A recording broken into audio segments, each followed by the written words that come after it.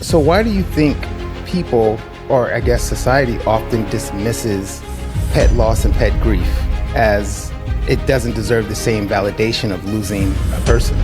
My friend, my friend, my friend. Already? We ain't even started. We ain't even started.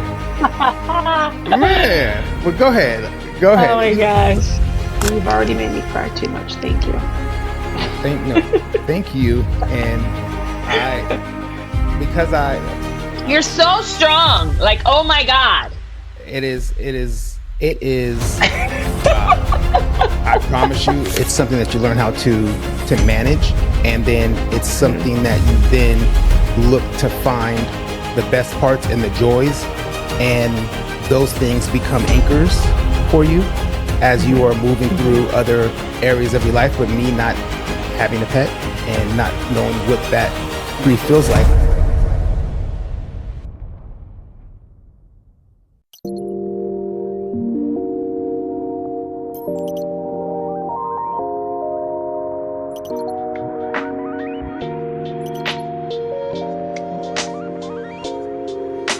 There are a few what ifs as heart-wrenching as saying goodbye to a beloved pet. For so many families, a dog or a cat isn't just an animal that's part of their story. It's a part of their home and their memories and their love. Today, I'm joined by someone who knows the power of story on every level. My long-term friend, Taja V. Simpson. You may know her from her unforgettable performances in films like Tyler Perry's Medea's Destination Wedding, which is out right now on Netflix, The Oval Office, and Lola 2. But Taja is more than just an actress. She's a director, producer, business owner, and a creative and a force whose life has always been about impact and legacy. This conversation, we will weave together the two powerful threads, the deep grief of pet loss and the ways her stories on screen and off has helped us prepare, heal, and carry love forward. Because when the what if happens, you wish you would had. My friend, my friend, my friend. Already? We ain't even started. We ain't even started. Man, well, go ahead. Go ahead. Oh my gosh. So that's it. That's the other thing too about this. Like I was, as I told you, when it came in about pets, and I was at the getting an IV, and I was talking to one of the nurses, and she was just bawling, crying, and I always knew that pets resonated with people and their families, and pets aren't just pets. Pets are part of a family, and they hold traditions, they hold legacy, they hold healing. There's a lot that goes into pets and people's families, and I think that a loss of a pet is as deeply felt as a loss of a person because of the emotional connection and ties that it has to each other. So I think that this episode is going to be great for people who are experiencing or have experienced pet loss. I think that this is a great way to just talk about it. So thank you. I know Yes, that, thank you. Thanks for having me. no, thank you for coming. I know that you are a very busy person, especially being a mom, mother, husband, actress. So I just understand how much that you are carrying. So I appreciate you. So as I like to Thank you. say, I like to just dive right in. I like to dive right Let's in. do it. All right. So over the years, we've shared so many personal conversations and stories. But let's start with pets and how pets show up in our lives, and why does losing them feel so heavy? Which, from your perspective in having your pets, first tell us about your pets and pet loss and how they played a role in your family and in your life.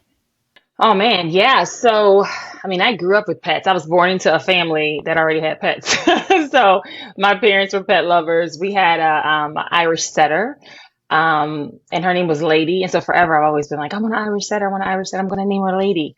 And then when I was like maybe 2 or 3, they went and got another one because funny story, the doctor told my parents that I was going to be a boy, and my mom wanted to name me Taj. So up until I came out, the better sex, praise the Lord.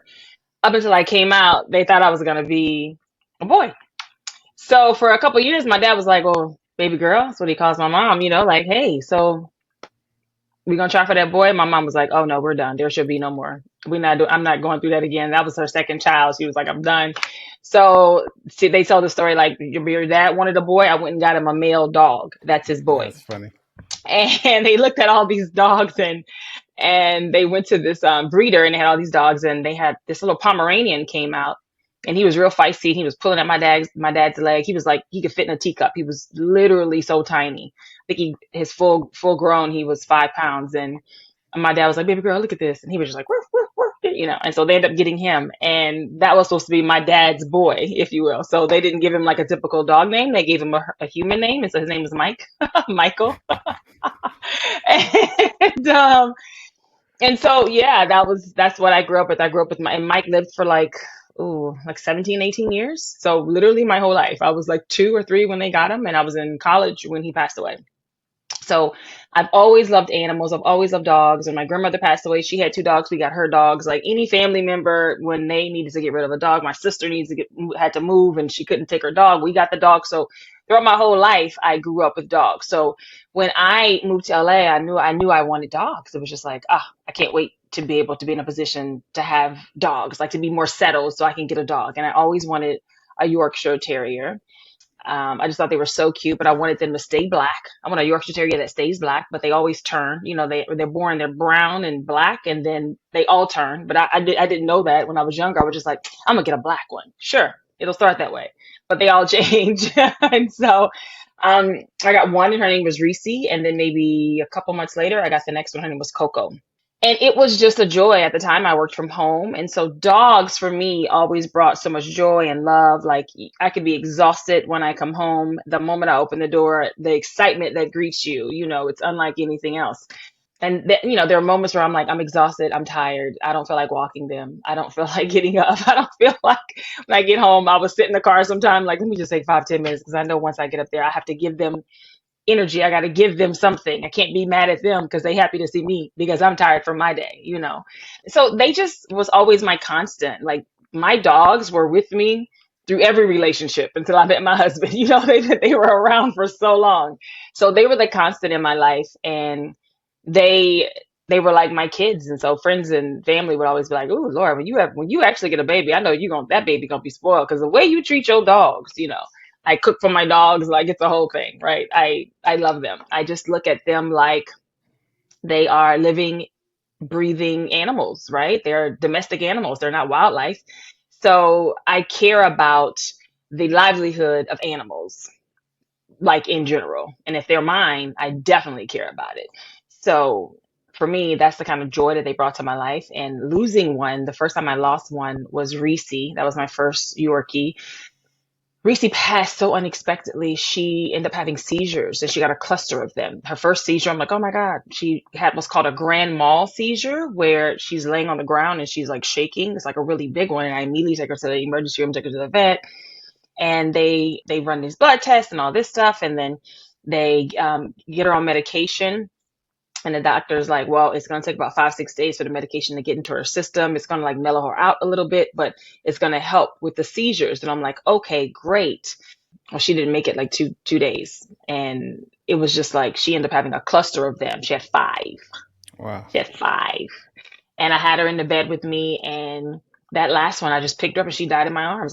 Every time she would have one, there was different things you could do to try to bring her back because she would just be so out of it. But they were lasting longer and longer and longer. You would run cold water on her paws. You would, try to stroke. You have to, I would talk to her, all these things. And that last one, I was sitting in the bathroom and I was running cold water on her paws, trying to bring her back. And she was down for so long and she never came back. And I was devastated. She was my first baby. Oh my gosh, she was so smart. She was like my little model dog. She was the one that people would be like, you got to put that dog in shows. She was so smart. She learned everything. She knew all the tricks and all the different commands, and she was really smart. And yeah, that took me out. That took me out for a minute because I was not expecting it. It was so abrupt. Yeah. So So why do you think people, or I guess society, often dismisses pet loss and pet grief as it doesn't deserve the same validation of losing a person? I think because everyone don't see it the same. Like all animals aren't treated equally, right? You have some pet owners who just leave their dogs outside. They may feed them once a day. They may check the water. The water's brown. It's like there's a huge gamut of like the dichotomy of the people who walk with their dogs in strollers all the time, or the people who could care less and they're just a dog and they're just like it's just a dog. So I think there's probably more people who are the latter. Or it's just like, oh, it's a dog. It's okay. It's a dog, But there's other people who like the dog sleeps in the bed. The dog is treated like an actual child, and things like that. So that's why I think it's not the same for people. But for me, dogs are like, you know, I used to always say, dogs are like babies in a sense because you have to always do something for them. They never grow up. No matter how big the dog is, you always have to take them outside. You always got to feed them. They don't grow up and then learn how to cook for themselves. Like they don't grow up and learn how to fix their food. They don't grow up and learn how to, oh, I know how to go over there and get my water. They always need you. They always need you to do something. You are constantly taking care of this animal as if you would take care of a baby 24/7, right? So that type of connection, that type of nurturing, and you're caring for this animal, that builds a type of connection that you would have, that people have with children, because you're taking care of this baby and to the point where now they can do things on their own. Like my son, he's 2, he knows how to dress himself now, and it's like I give him a shirt, he puts it on, or he's like, he can't get it, he's like, Mama, help. And I'm like, cool, I help him put his little arm through, but he knows how to put his shorts on and get dressed. And but there was a time he couldn't do any of that. And so dogs never make it to that point to be able to do that. So when you are in that space of always caring for an animal, always having to do something for them, no matter how big they are, no matter the breed, no matter the type, no matter the sex, no matter what, that builds such a connection. But because people don't always treat animals the same, I think that's why it's viewed like that. But what's also really interesting to that dichotomy of that is you'll have a video that go viral because someone mistreated a dog. You know Sure. what I mean? People will go crazy over that kind of stuff. And you'll have they'll find the person, they'll get fined, they'll get put like all kinds of things. Hell, Michael Vick, got locked up for doing things to dogs, fighting dogs. And it's just like, oh, so it's such a weird thing how some people are like pro dogs and some people are like, it's whatever. I'm not sure why people are like that, but it's also interesting to note that when people see it, when people are faced with it, then I think that's when people start to care more. Like these, gosh, what are they called? These like rehabilitation places for dogs where people give money, don't even know the people, don't even know, they'll just help. I've done it before. It's a rehab place for a dog. Like, wow, somebody really neglected that dog. I'm gonna send money to get this dog for this dog surgery. I'm gonna, you know what I mean? Like, it's when you put it in your face, I think that's when it tugs at the heartstrings. But if you don't have a dog, if you don't have that experience, if you, it's just like, oh, it's whatever. And I think that's why it's so different for people. So, which I'm going to try my hardest to stay on track because, when we start talking and every time we have a conversation, we just be going left and right. But I am going to double back to something real quick. Wait, hold on for a Okay. second. You said your 2-year-old be putting his clothes on by himself? Because obviously, so Yeah. you telling me I need to stop because I'm over here, fella. I'm listening to this and I'm like, every morning I'll be coming like, come on, let me put your shirt on and put your pants on. And he just expecting now. Yeah. So you're saying I got to lay the hammer down. If like, no, boy, Gotta lay that hammer down. put your own clothes on. Put your own Yeah, clothes on. yeah. You Man, know what? okay. Yeah, I get and you know what? Robbie won't be 2 until the end of this week, so he's almost 2. Oh, But it's something man. that I just started with him, like, I don't know, months ago. Like everything he needs to learn how to do for himself, I always started early. And I'm like, and then I make it a game, I make it exciting. Like, oh, you pull up your shorts. Wow, you are a big boy. And he'd be like, like he'd be all excited, like, Mama, like, like I did it. So All right, Ocean. yeah. Ocean, you come on. You behind the 8 ball of life already. But you know what? You No, behind. no. You're not. Because you are getting him up in the morning. I have to give him time, right? Like we're at home. I'm at home with him. So if you're getting him up in the morning going to school, it's like there's not always the luxury of giving you 10 minutes to put your clothes on by yourself. Like there are Right. mornings he just put it on. There's some mornings he wants to jump around and put on the shorts. He wants to jump. Like it's it takes time, but you don't have that luxury of time when you're trying to get out the door. So Man, I he's heard doing that. wonderful. Man, hey man, grab your water and the crackers. Come on, just put your shoes. Just grab Right. one shoe. I'll grab the other one. Just grab them. We got to go. Right, right, right, right. That's So funny. what would you say that your dogs the dogs that you had and just pets in your life have taught you about loyalty, love, and legacy? Oh my God. Loyalty, loyalty, loyalty. Dogs. What I learned, okay, I learned from my dogs, whether growing up or whether the ones that I've owned personally, I've learned of unconditional love, and that breeds that loyalty, it breeds the legacy, it breeds the love, right? For me, anyway.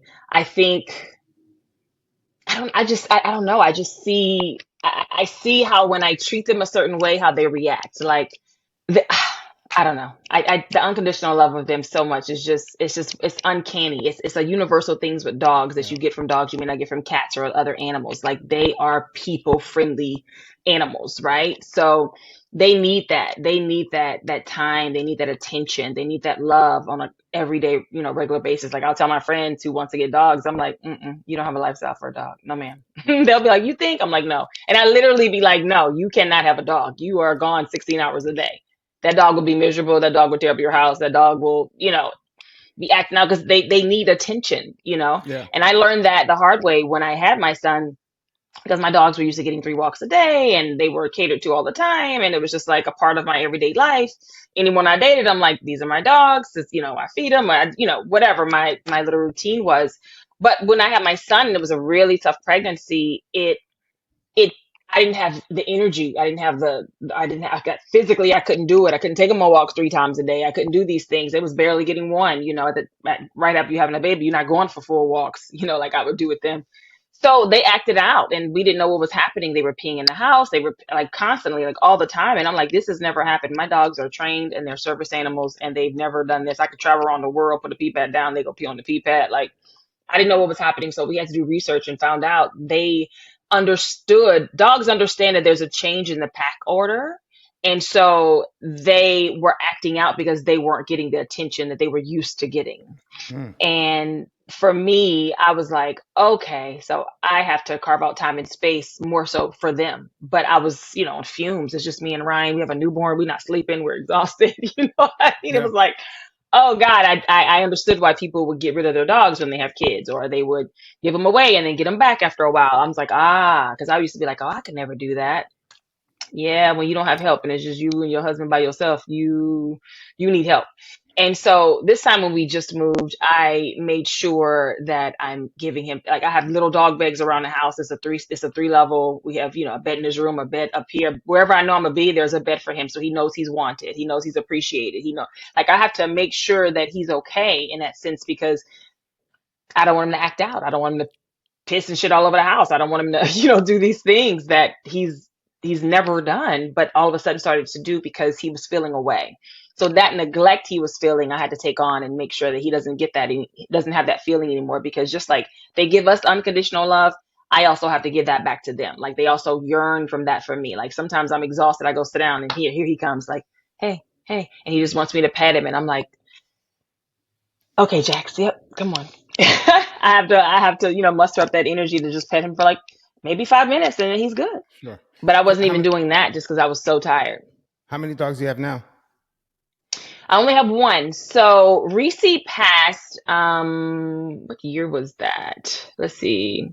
14. So, okay. So Reese passed years ago, over 10 years ago. Coco just passed away in April 13th. She was 14. She's also was my Yorkie. So once I got Reese, the next one I got was Coco. They lived together forever. When Reese passed away, I waited some time, but I wanted another dog, and that's when I got Jax. He's a boy Yorkie. They're all Yorkies.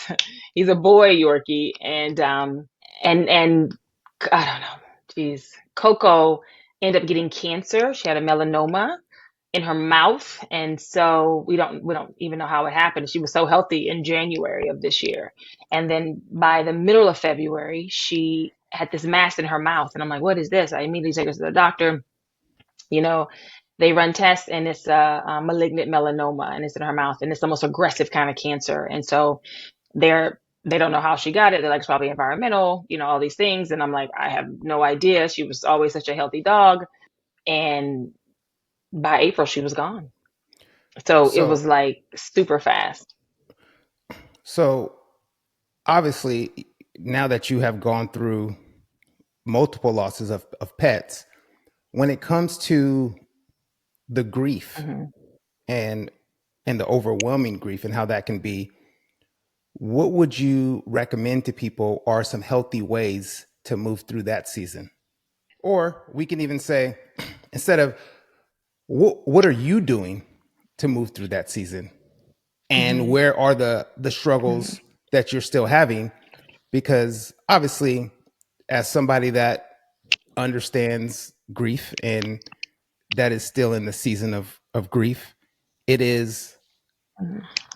I don't know if it's something that ever you ever actually get through, opposed to it's something that you learn how to manage, and then it's Hmm. something that you then look to find the the best parts and the joys, and those things become anchors for you as you Hmm. are moving Hmm. through other areas of your life. But me not having a pet and not knowing what that grief feels like, I'm curious from you, kind of that process and journey that you are going Yeah. through and have been going through. Yeah. So for me, what's good for me is to talk about it.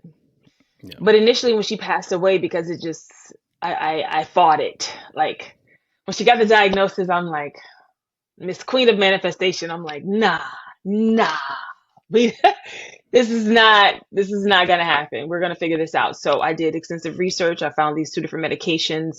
One was called ivermectin, and I forget the other one. But it's studies have shown it helps humans, it helps dogs, like reduce the tumors and cancer, even in this particular type of cancer. And my vet was like, we can do it, but I don't want you to get your hopes up. And I was like, okay, great. Yep, let's do it. We got it. I would give it to her. But because it was in her mouth and it was in parts of her body as well, and her lungs and stuff, it was slowing her down. It was slowing her down. She couldn't eat. I went from, her just eating a regular meal to me having to, feed her from my hand, to having a spoon feed her, to having to put it in a syringe, just trying to get the food into her, giving her the medicine every day. But every day, every single day, it was getting worse. And while this was happening, I was in the middle of filming a movie, and it was a Christmas movie of all types of movies. It was supposed to be the most joyous thing. And my dog is deteriorating when I get home. I get home and not know if I knew she was still alive because Ryan didn't say anything, but then at the same time I'm like, he's not gonna tell me at work. But I like couldn't wait to get home, like to see her. How's she doing? Oh, okay, she seems cool today. Okay, let me make sure I feed her and I do these things and take her outside. She loves being outside. And she wouldn't walk, but I would take her out and put her in her places, and she would pee and things like that.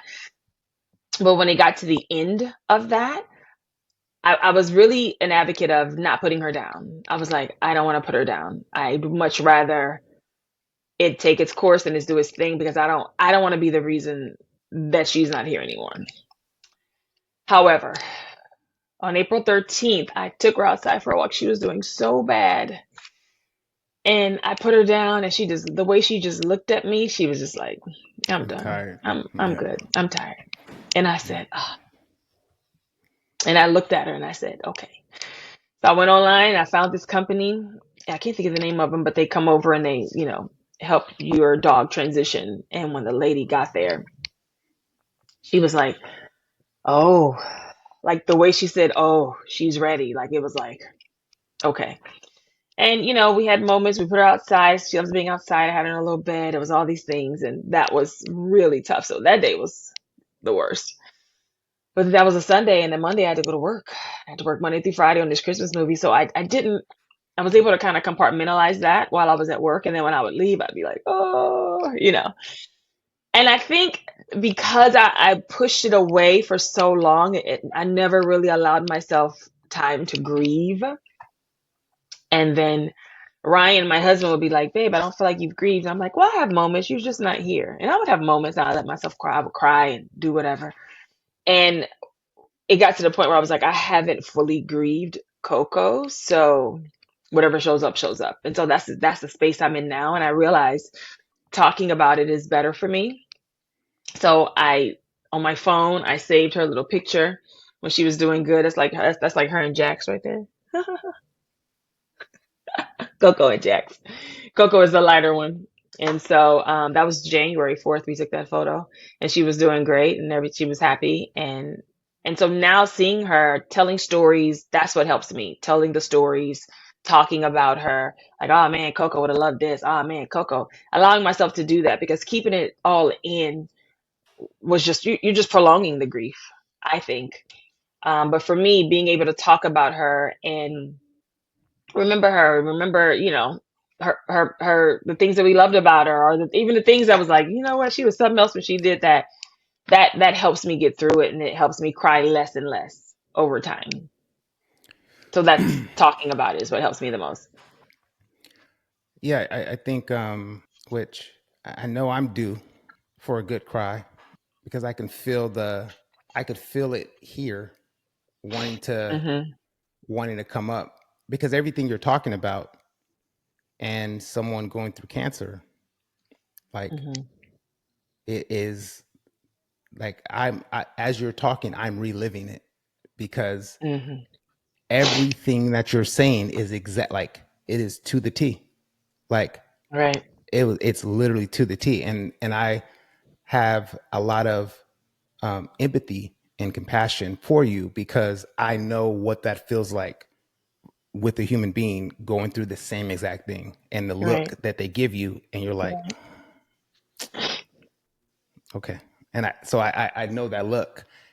So I Mhm. now that you have a young son, and even also for people that are listening, like we all believe and we all would like same thing for humans, for pets. We would like for them, we have this idea that we're going to outlive them, and especially Mhm. someone or a pet that is with us, but that doesn't always happen. And now that you have lived through that and you have a son that is with a pet, how can you prepare, and how would you maybe give some suggestions on how people can prepare for pet transitioning when it's something that is going to be the inevitable, because the same thing, which like you said, you didn't know when or if, but we always know it's a possibility. And I believe that the same Mhm. thing with these conversations that we have, this translates into life.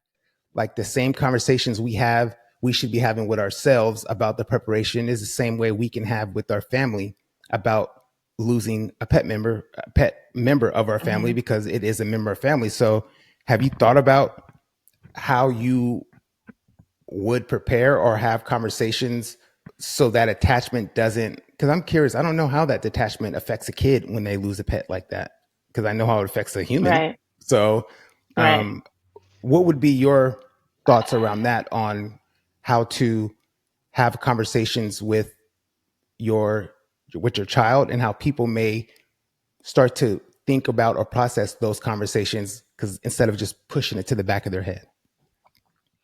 Yeah. So this is total hindsight. I didn't realize this is what I was doing, but this is what I did. I started getting getting at peace with it, because all the doctors were just like, you should take her to do her favorite things. You should, I can't tell you how much time, but less than 30 days. Like it was getting to the point where it was like, oh God, okay, okay. And so I just started to make peace with, this is how she was going to go. I just didn't know when. I started, like, in my day to day, like when I would get up and have to take him outside for a walk, I would just be like, wow, there's going to be a morning. She won't be here on the walk. And I would cry on the walk. She's there, but I'd be like, oh man, Coco, So in my everyday life, I started to think about it and allow myself to go there, and knowing she wouldn't be there.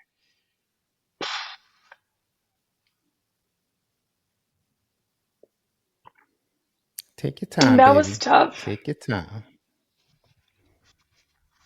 That was tough. I But I think in I, hindsight, what I can say, mhm. no, go ahead. I want you to finish. In hindsight, what I would say is I feel like that helped me because instead of just being in this space of not wanting to deal with it, I was dealing with it, every day of this notion of it was like I was accepting it every day a little bit more and more and more. Even though I was trying to fight it, I was accepting it because I would see how much she was deteriorating.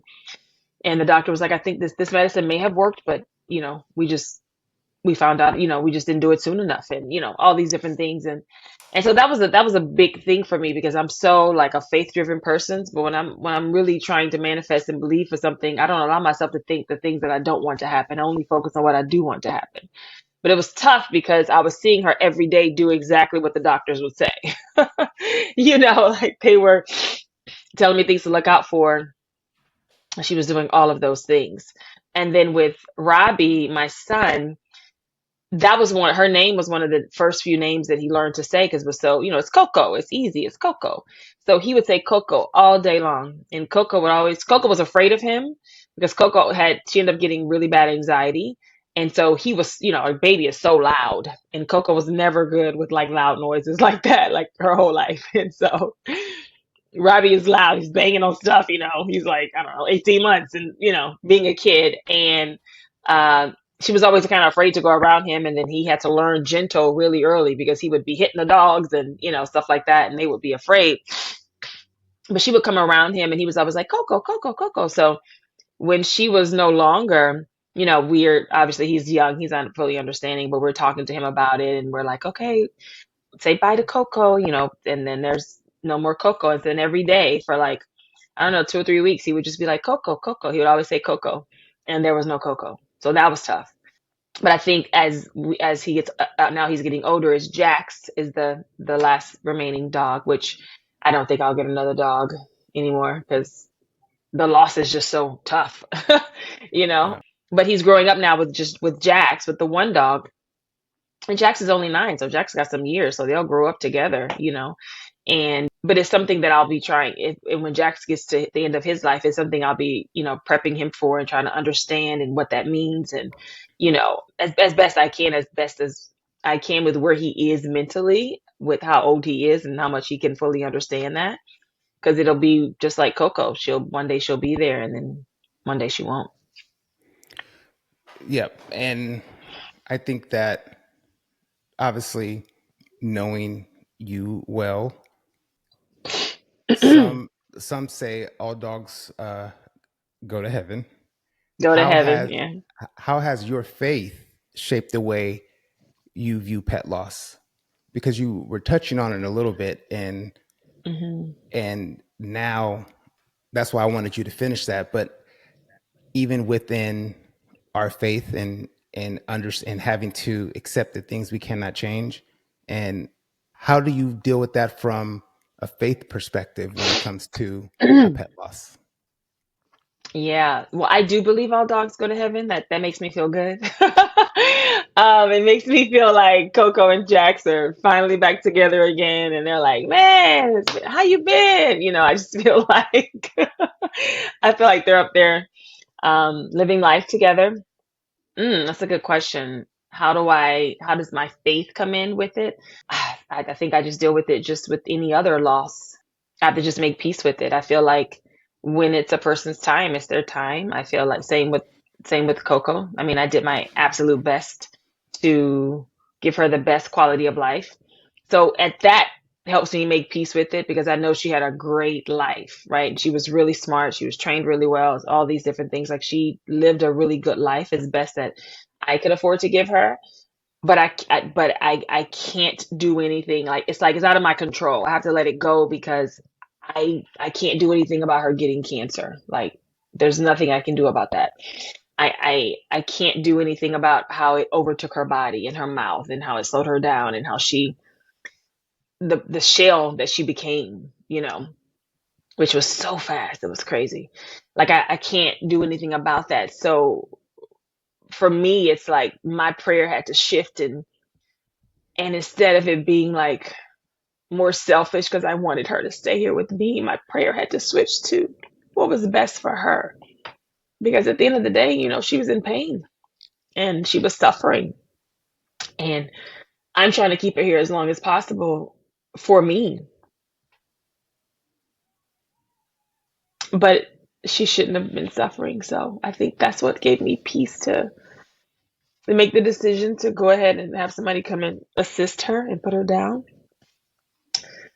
so she wouldn't suffer anymore. And once my prayer shifted to that, then that helped with my peace.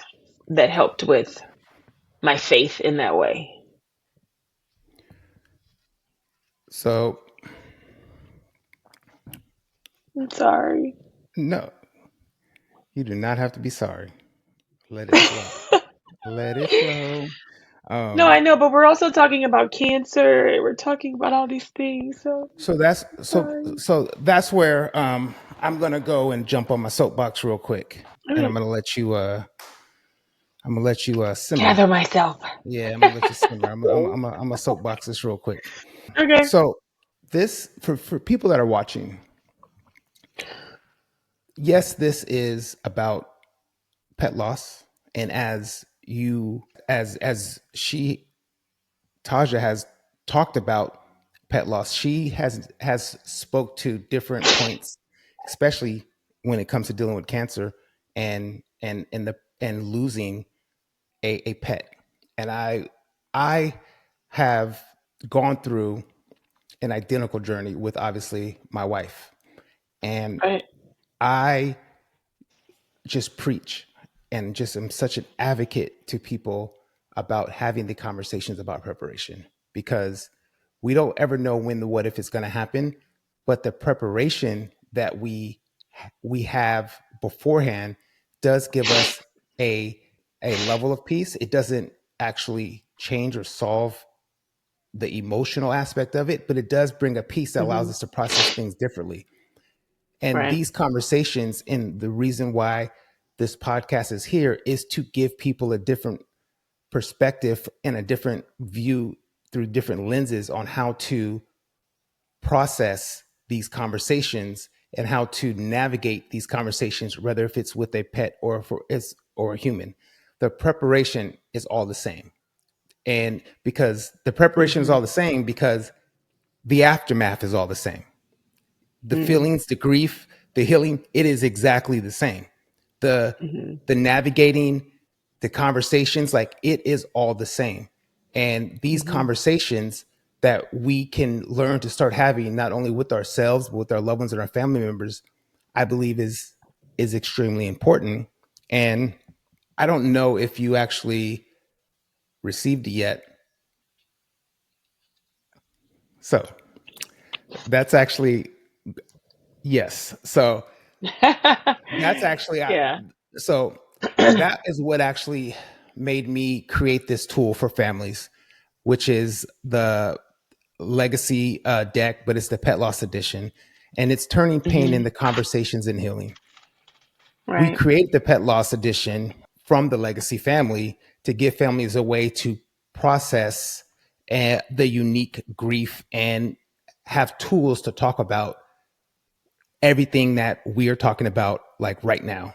And I just, I don't know, I don't know every time I talk to, someone there's not a lot of tools out there that helps people navigate these emotions and these feelings, as well as when it comes to just tools to give somebody else who is experiencing what it is that you're experiencing.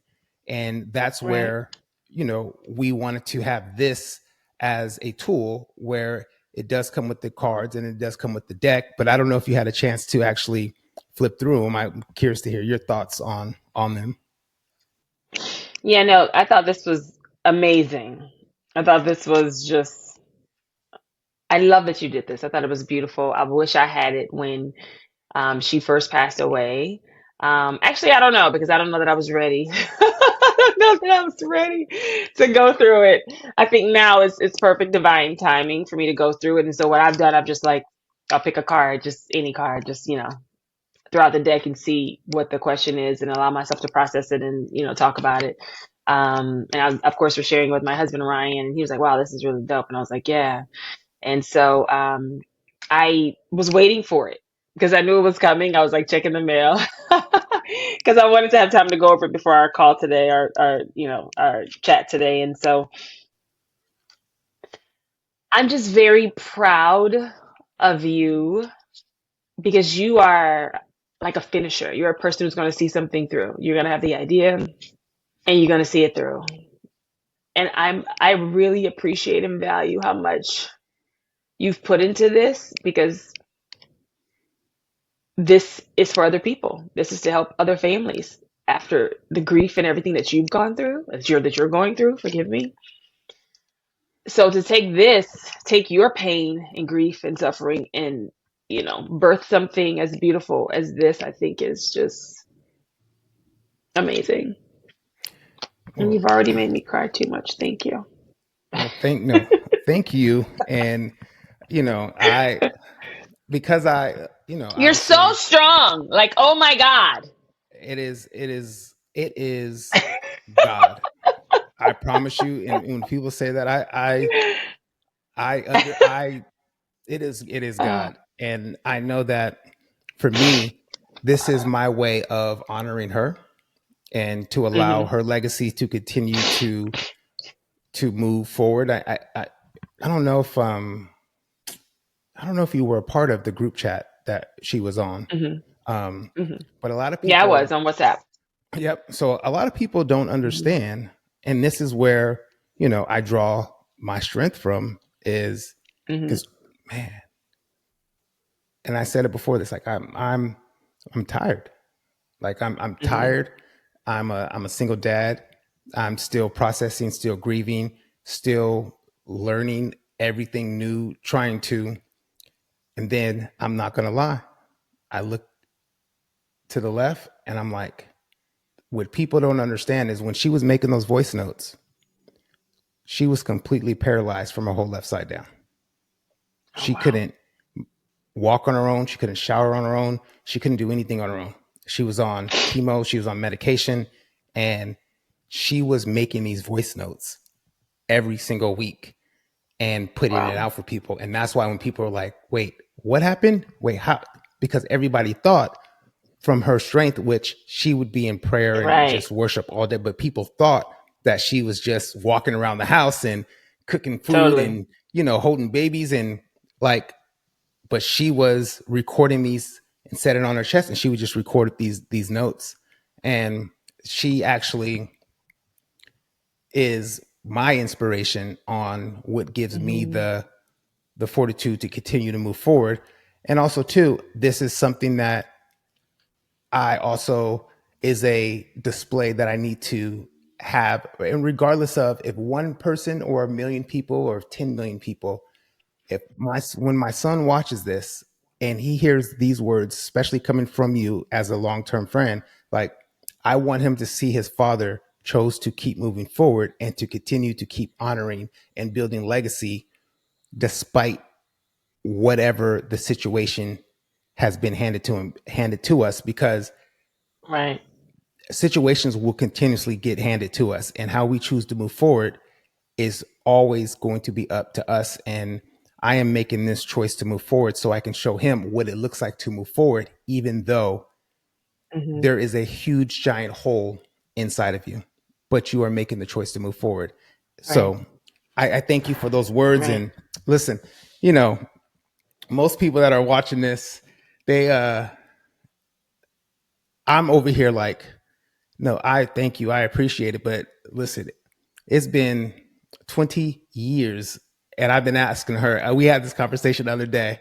And listen, I take I take it with a grain of salt because of how close of a friend that you are. And I was just saying, like, if I didn't know you and I didn't know that and we weren't this close, I would be like, you know what? Man, thank you. But I'm like, man, I call you and I'd be like, hey, so I got this rocket, this spaceship for sale, and it got a leash that pulls a whale on the back of it.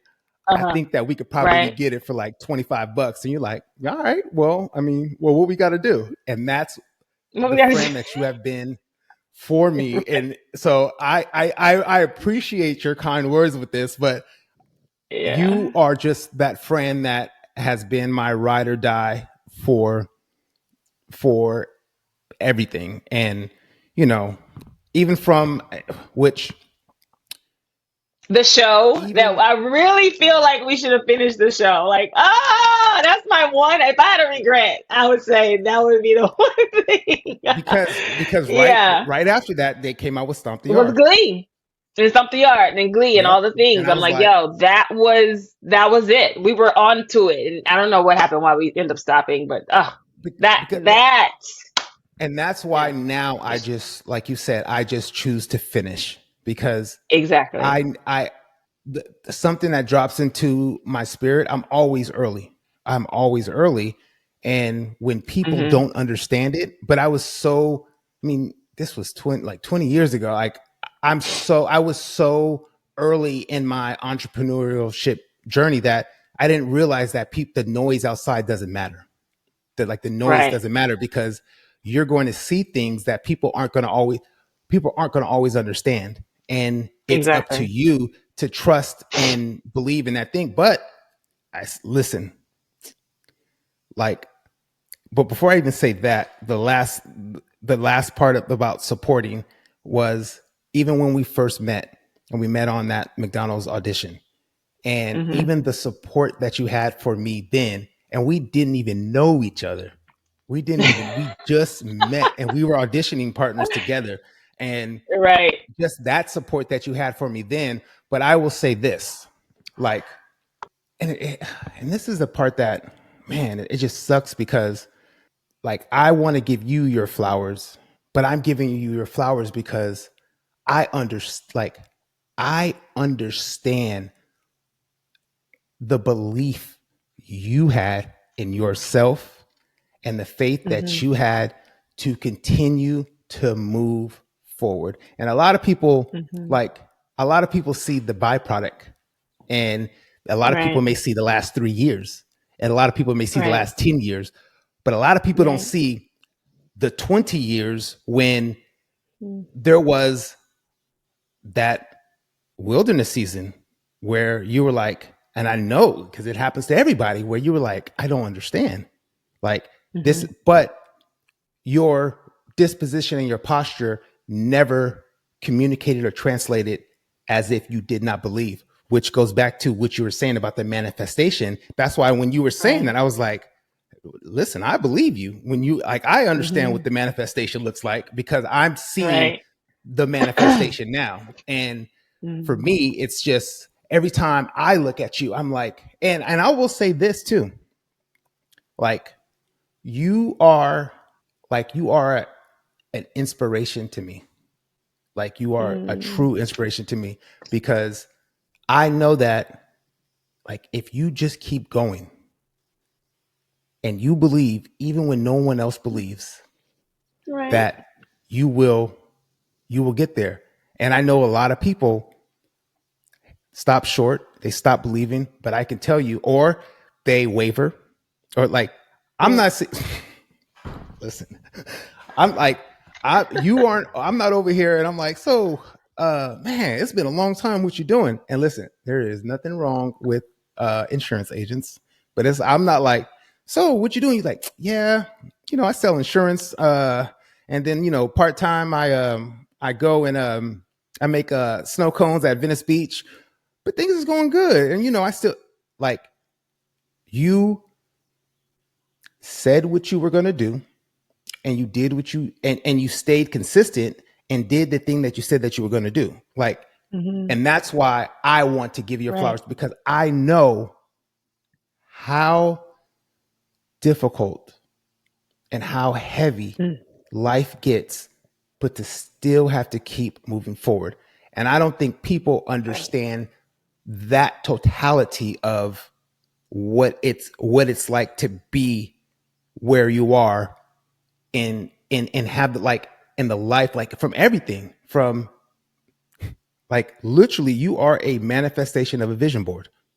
from the kid, from the Wow. husband, from the Yeah. like. Yeah. You are literally a manifestation of the vision board, and Right. these are the things that you have always said that you wanted, and you never Hmm. wavered.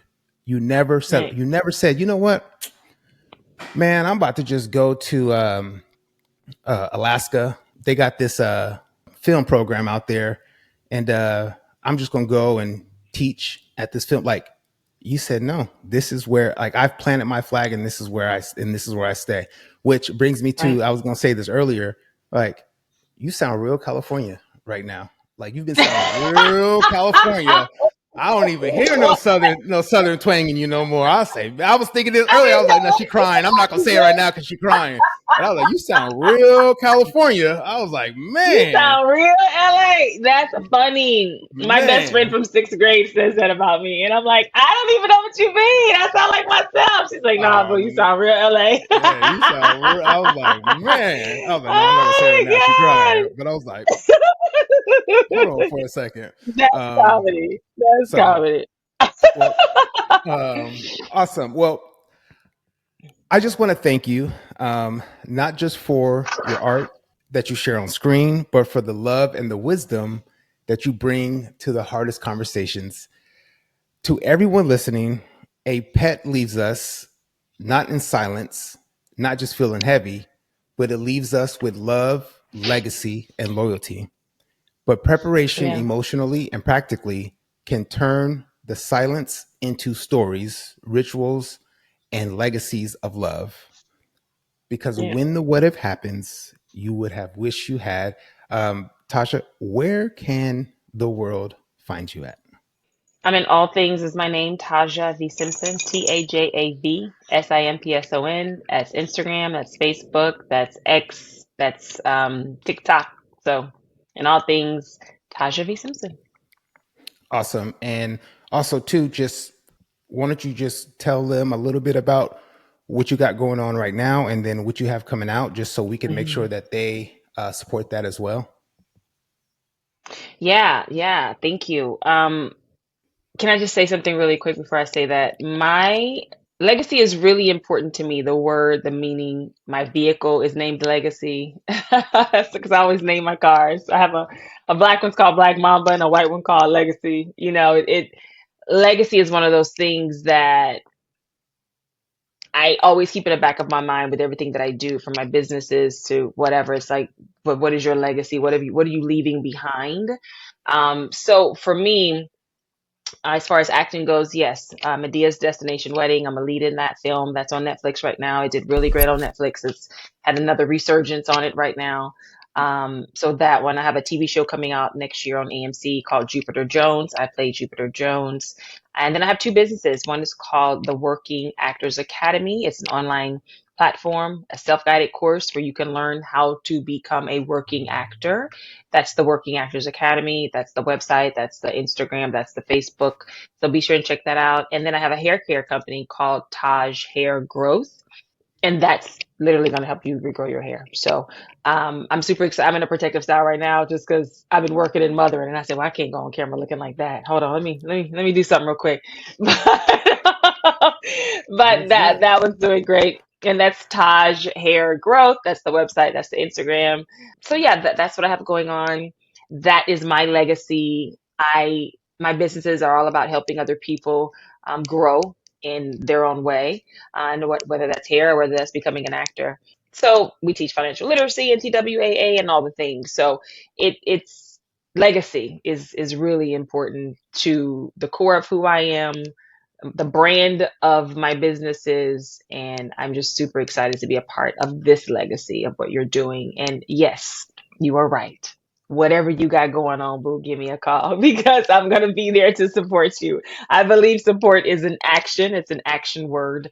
And so I always show up for my friends. And if the rocket needs water and it's $25 and you're got to go fund me, then I'm going to make sure I give above and beyond that to make sure the rocket gets what it needs. Well, thank you. I appreciate you. I love you. You are I amazing. love you too. And once again, guys, I'm your host, Jason Brown. And thank you for joining us on this conversation, the When Would Have Happens Pet Lost Edition. Please make sure you like, share, and subscribe. And we will see you next time here on the When Would Have Happens. Thank you.